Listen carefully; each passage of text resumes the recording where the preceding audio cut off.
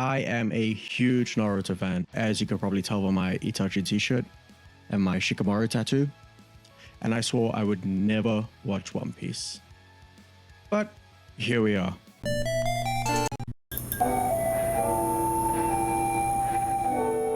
I'll be reviewing the Alabasta Saga, or Season 2, basically. If you do want to watch my review of the East Blue Saga, that'll be in the description. Before we jump into it, I just heard that if you subscribe in the next 4 seconds, your favorite big titty waifu will come to life and do inconceivable things to you. Don't quote me on that though, it's just something I heard. Basically, I'm going to break this down into arcs, and then I'll give my overall thoughts, starting with Whiskey Peak. Whiskey Peak is a very good continuation of the series. The introduction of Vivi and the talk of the Alabasta Kingdom adds a lot of depth to the story.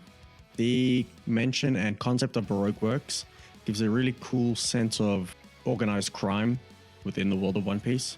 And obviously Whiskey Peak does that itself, being that it's an island full of criminals that work for Baroque works, which is very interesting and original, I think, a whole island full of criminals. The fights in this arc weren't the most memorable, although it was pretty cool that they fought so many people at once. Overall, I think I'll give it a 7 out of 10. Little Garden. I like the dynamic between the Straw Hats and the Giants. It brings a sense of a gigantic threat that quickly turns into a funny friendship.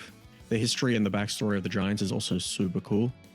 I'm not the biggest fan of the fights in this arc, mainly because of Mr. 3.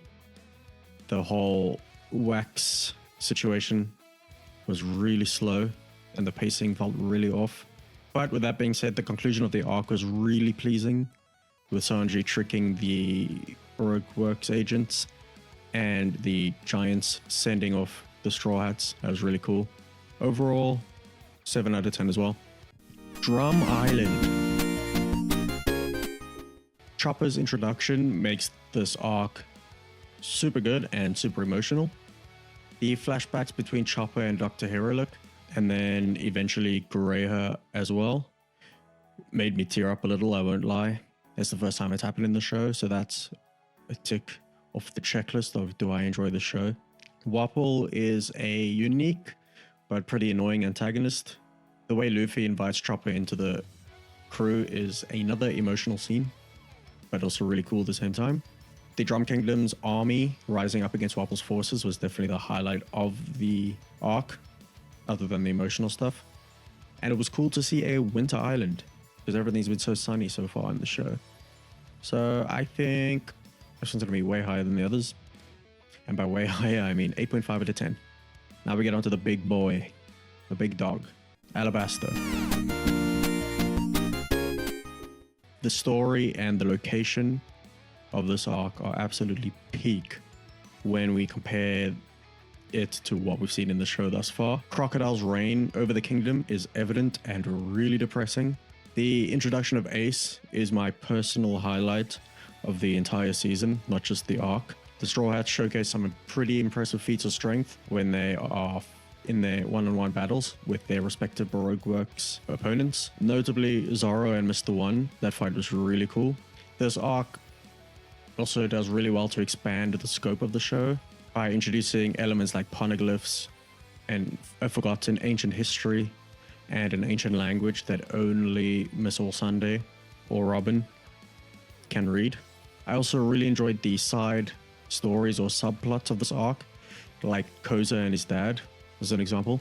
Obviously, we have to talk about Luffy versus Crocodile, which was the climax of this arc and an amazing fight. Crocodile's an amazing villain. And then another highlight for me was around that, which was the storming of the palace by Baroque Works. It was a great fight overall and an even better arc. I'm going to give it a really high rating of 9. 9.5 or 9? I think 9 out of 10. Now we get into the kind of awards category. Not really an award, but you get what I mean. My favorite location, well, it's obviously Alabasta. It wouldn't be my favorite location to live because it's dry as fuck, but it was a really cool setting. My favorite devil fruit. This was tough. I was torn between 3. I'll give you the 2 honorable mentions. It was Crocodile's devil fruit and Pearl's devil fruit. But the winner of my favorite devil fruit has to go to the Mero Mero no Mi, or the Flame Flame fruit in English, which is Ace's devil fruit. He uses it so well and it's so cool. My 3 least favorite characters. Before you chop my head off, I have seen spoilers where these guys turn over a new leaf, but at the point that I watched it, I hated them with all my guts. That's not a saying. Actually, yeah. In 3rd place, we have Miss Merry Christmas. In 2nd place, we have Don't Kill Me, it's Bon Clay, Mr. 2. And in 3rd place, like I mentioned earlier, is Mr. 3. Now, a more positive one, my 3 favorite characters. And there is a tie between 3rd place. Although, okay, let's not make it a tie. I'll just give an honorable mention who is very close to being 3rd. Paul.